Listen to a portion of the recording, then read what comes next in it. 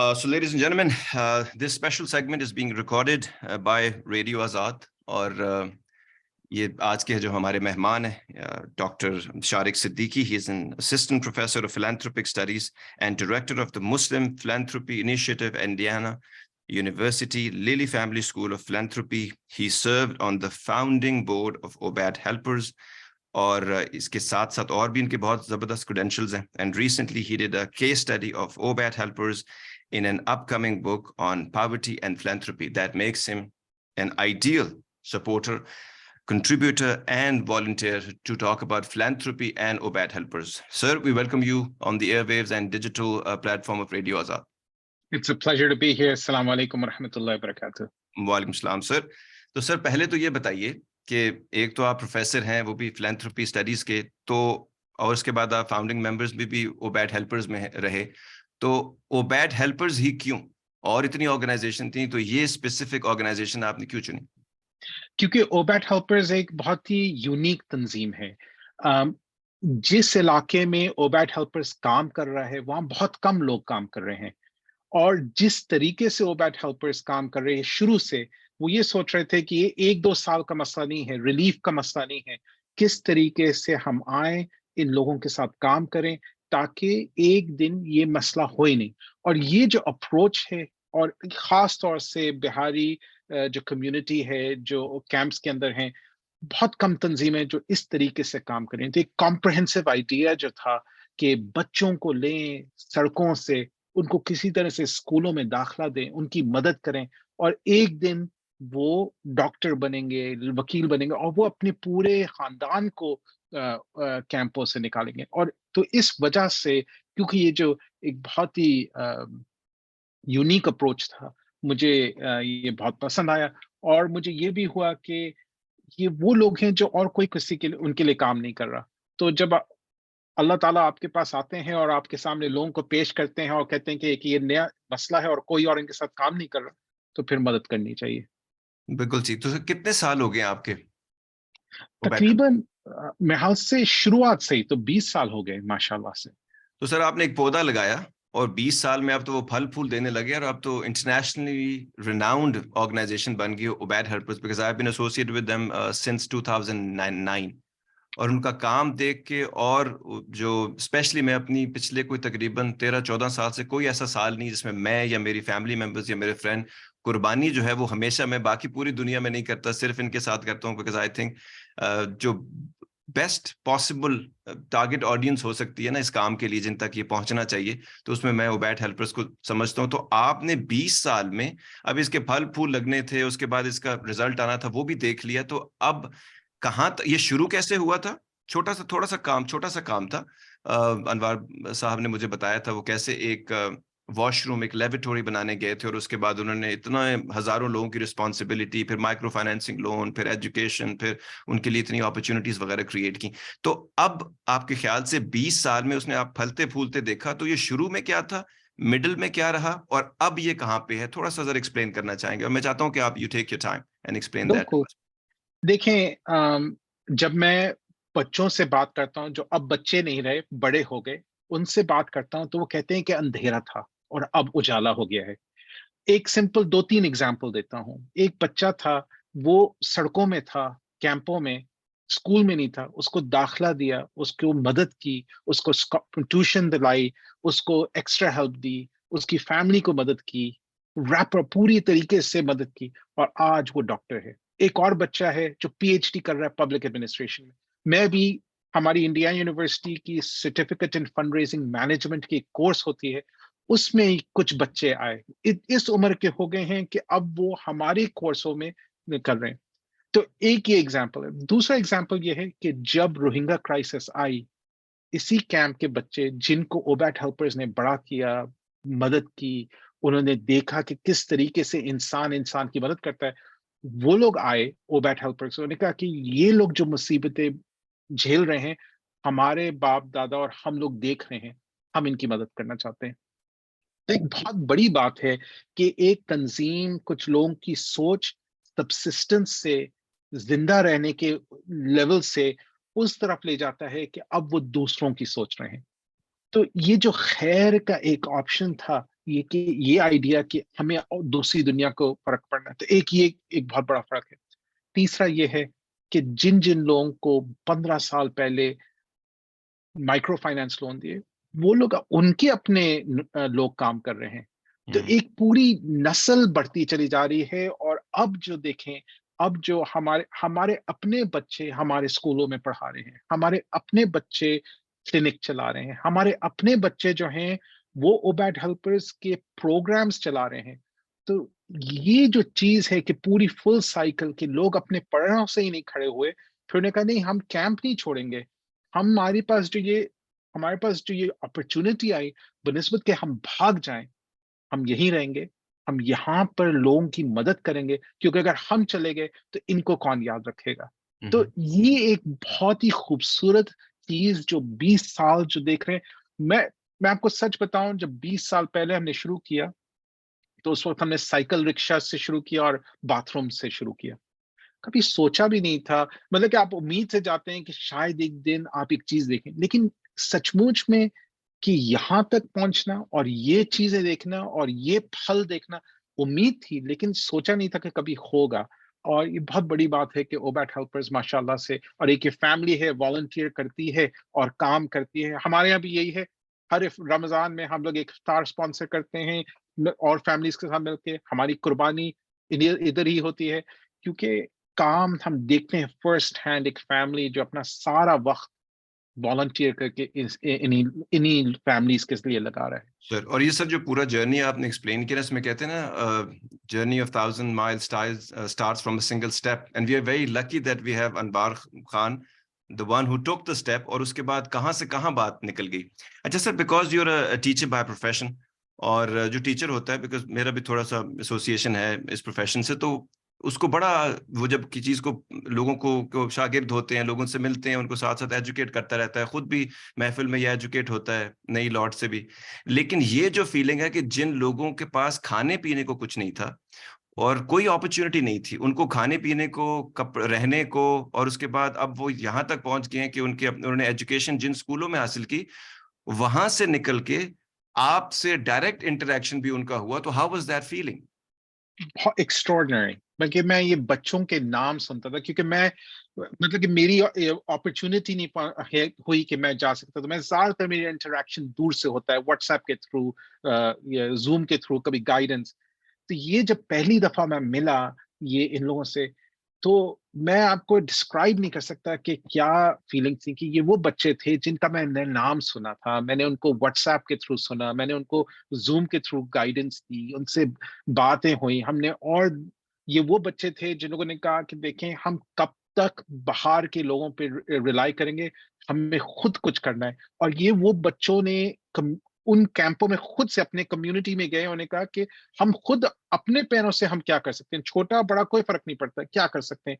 تو وہ جب میں پرسنلی ان سے ملا، اور پھر جس کیلیبر کی ان کی انٹریکشن تھی، ہماری انڈیانا یونیورسٹی ٹاپ اسکول ہے ماشاء اللہ سے اس فیلڈ میں، اور وہ اس لیول سے بات کر رہے تھے کہ سب لوگ کہہ رہے تھے کہ یہ کون ہیں اسٹوڈنٹس، مگر دوسرے لوگ پہچان رہے تھے کہ یہ ایکسٹراڈنری لوگ ہیں.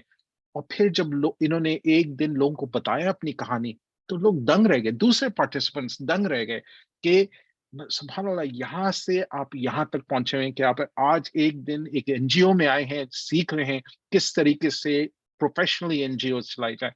تو کہتے ہیں کہ اللہ تعالیٰ آپ کو کبھی کبھار آپ کی زندگی میں ہی کچھ گفٹس دے دیتے ہیں، میں کہ اللہ تعالیٰ کے جو میریکلز ہیں. And for me it felt like that کہ اللہ تعالیٰ ایک طرح سے کہہ رہے ہیں کہ دیکھیں سبحان اللہ، یہ اچھا کام کر رہے ہیں، میں آپ کو ایک چھوٹی سی چیز دکھا رہا ہوں کہ کیا خوبصورتی ہے اس کام کا، کرتے رہیں. شاہد صاحب، ایک اور بات ہے جو میں چیزوں کو محسوس کرتا ہوں، تو اس لیے I try to put it in simple words.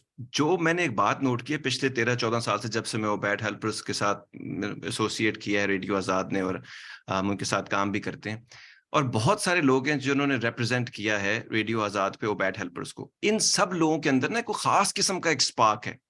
پتہ نہیں کیا ان کی کوئی موٹیویشن ہے ایسی، یا ان کے چہرے سے یا کچھ ایسا لگتا ہے، یا اب آئی ڈونٹ نو انہوں نے یہ لیا ہے انوار خان کا جو پیشن ہے اس سے، یا پھر جو انہوں نے ریزلٹس دیکھے ہیں پچھلے 20 سالوں میں، بچے جو کہیں کے نہیں تھے اور آج کل وہ کہاں پہنچ گئے ہیں اور وہ کتنی ان کی لائف میں میریکلس چینجز ہوئی ہیں, یا جو انیشیٹو آہستہ آہستہ جو لے رہے ہیں, اب جیسے روہنگیا کا بھی لیا تھا اور بھی, تو کیا ایسی بات ہے جس کی وجہ سے لوگ اتنے الائیو ہیں اور they so close to the purpose and the cause that OBAT is supporting?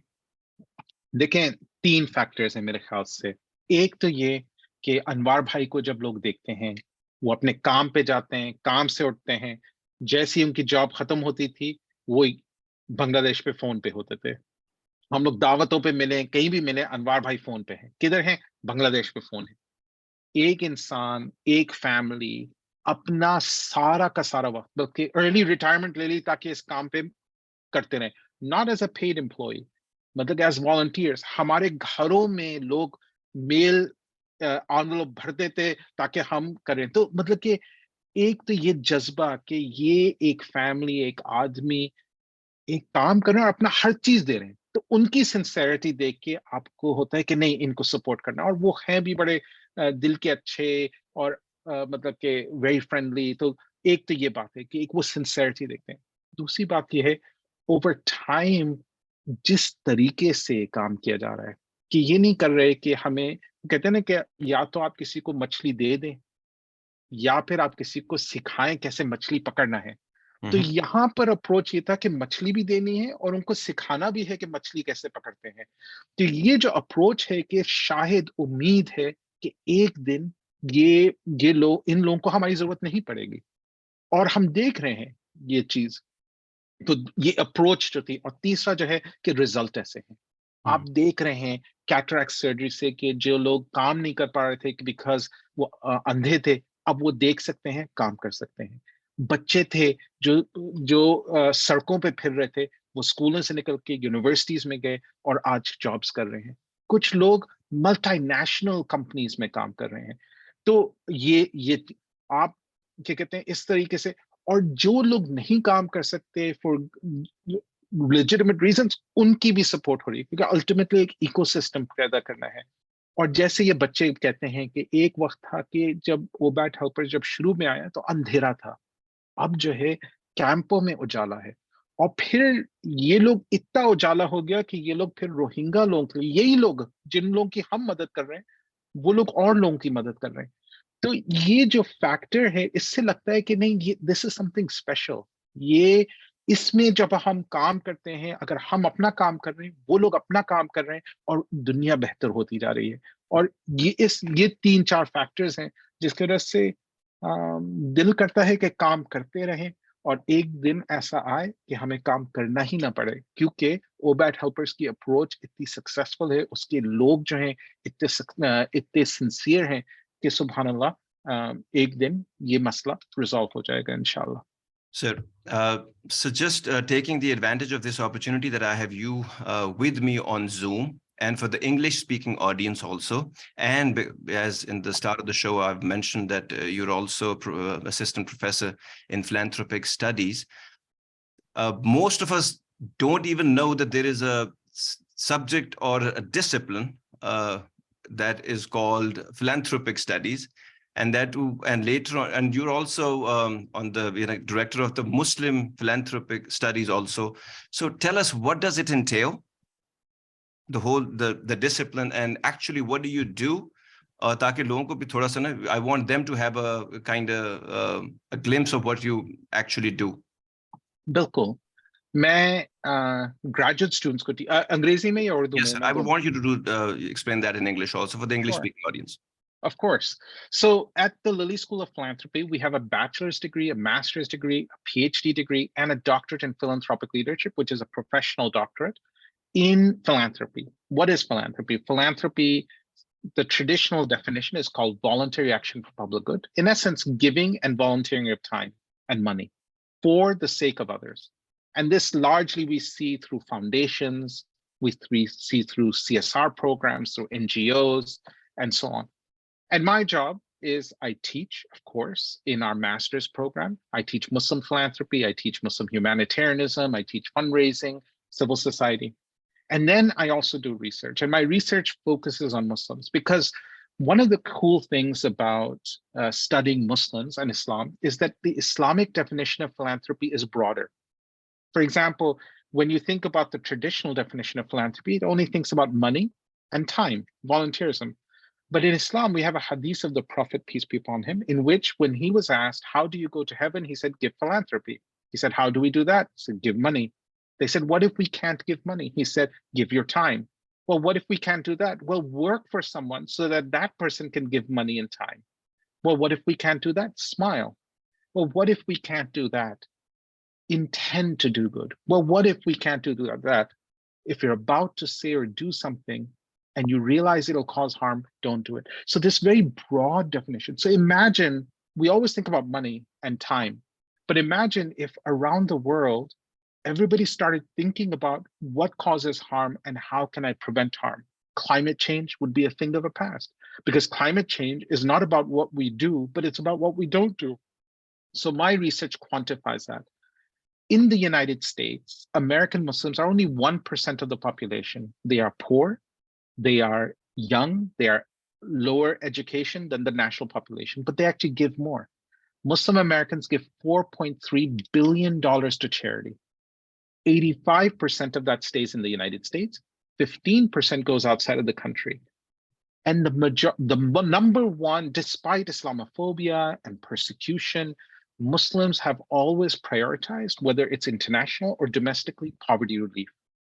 So what's interesting about studying Muslims and Islamic values is that Muslims don't say, oh, we have this money and we're being persecuted, let's put it towards our legal rights or civil rights, which they do, but it's a lower priority. The most important priorities is their faith, is poverty, are other people. And when Muslims are asked, why do you do that? They talk about they have a responsibility, a religious responsibility to help people that are that need help. And then the final thing that I love is that we have just released a study last year, which shows that Muslims, this is the first empirical study that shows Muslims actually use smiling as a way to do sadaqah. They actually use intentionality as a way to do sadaqah. And so these are powerful tools to make to help social good. And so that's the work that we do. We have got a really good group of people here. We have a whole initiative with doctoral PhDs and people, and we work and help nonprofits do work. We help philanthropists in helping them do the work. I go around the world doing trainings, and it's an exciting responsibility to be able to work with people like Anwar and OBAT Helpers and help create a whole new generation of Anwars and OBAT Helpers. It's very heartening to know that, sir. And thank you very much for putting it in a nutshell for us to understand the kind of the heart of what you do, and that you do it with the heart also. And this is also very educational. And thank you very much for taking this opportunity to educate us like that also. मुझे अब ये बताइए sir कि OBAT Helpers से इतने सालों से आपकी एसोसिएशन है, आपने इतने रिजल्ट्स देखे हैं, आपसे अगर आपको कहीं मौका मिले, दुनिया में बहुत लोग आपके सुनने वाले हैं, एक प्लेटफॉर्म आपको दिया जाए और आप को कहा जाए कि जी 1-2 मिनट है आपके पास, क्या कहना चाहेंगे आप लोगों को OBAT Helpers की निस्बत? देखें, OBAT Helpers उन लोगों की मदद करता है जिनकी और कोई नहीं मदद करता। तो अगर हमारे पास वक्त है तो वक्त दें, अगर आपके पास सदका है तो सदका दें, ज़कात है ज़कात दें, अगर कुर्बानी कर सकते हैं, कुर्बानी दे सकते हैं, कुर्बानी दें। लेकिन इन लोगों की मदद करने का मतलब है कि आप एक जो मसला है, देखिए ना, कुछ मसले होते हैं जो सॉल्व नहीं हो सकते। यहाँ पर 5 लाख लोग हैं और OBAT Helpers उनकी दुनिया ठीक कर रहा है। तो जितना हम मदद कर सकते हैं OBAT Helpers को, जितना, ताकि OBAT Helpers उन लोगों की मदद करे, ताकि हम लोग, हमारी नेक्स्ट जनरेशन जब सोचे उन कैंप्स के बारे में, तो उन कैंप्स की जरूरत ही ना पड़े, क्योंकि वो लोग वहां से निकल के और अपने पैरों पे खड़े हो चुके होंगे इंशाल्लाह. It's nice of you, sir. Thank you very much for your time. Due to the paucity of time. Otherwise, next time, whenever, I promise you, I have you on the air with me on the show. We would like to extract as much as we can from you. This interview and this interface with you was very enlightening, very refreshing, and very educational. It's nice of you, sir. Thank you very much. And ladies and gentlemen, those who are watching us, I was with Shariq Siddiqui Sahab. He is assistant professor of philanthropic studies in Indiana University. हमने आज OBAT Helpers के बारे में बात की. आप OBAT Helpers के बारे में आप जितना जानेंगे اتنا آپ کا دل چاہے گا. ذات کے اوپر فرق تب پڑے گا جب آپ سننا شروع کریں. آپ کہتے ہیں نا تم سنتے نہیں ہو, تو جب سننے سے کام شروع ہوتا ہے, سمن بکمن ہومیون, تو پہلے سنتے نہیں ہیں, پھر ہم بولتے نہیں ہیں, تو یہ سارا ایک پروسیس ہے, اور پھر ہم کرتے نہیں ہیں. تو جب ہم سنیں گے, چیزوں کو سمجھیں گے, تو آپ لوگوں میں سے بہت سارے لوگ ہیں جو پچھلے 13-14 سال سے, جب سے میں نے اوبیٹ ہیلپرز کو جانا ہے, تو ہم پوری دنیا کو اپیل کرتے ہیں, اور دن دگنی رات چگنی ترقی ہو رہی ہے. بہت سارے لوگوں کی زندگی میں بہت ساری آسانیاں پیدا کی جا رہی ہیں. رب کہتا ہے تم میں سے بہترین انسان وہ ہے جو دوسروں کے لیے آسانیاں پیدا کرتا ہے. تو all you have to do is for yourself and for the comfort of your heart, wherever you will be donating the money, all you have to do is go to obathelpers.org for the information. اور رہیے گا ہمارے ساتھ. Nice of you, sir. Thank you very much once again. شکریہ. السلام علیکم. خدا حافظ. وعلیکم السلام.